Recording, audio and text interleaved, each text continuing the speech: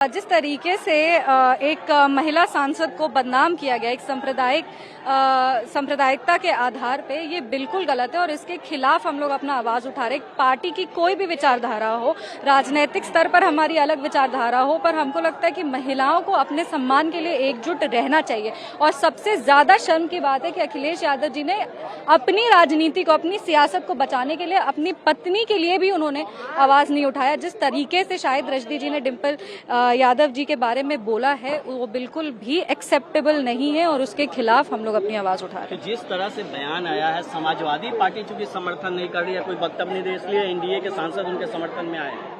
नहीं, अब समाजवादी पार्टी क्यों नहीं कर रही है ये तो पता नहीं, क्योंकि उनकी राजनीति ऐसी है ना। अगर वो इसके खिलाफ आवाज उठाएंगे तो उनकी राजनीति क्या बचेगी? उनकी राजनीति पूरे की पूरी तुष्टीकरण की राजनीति है।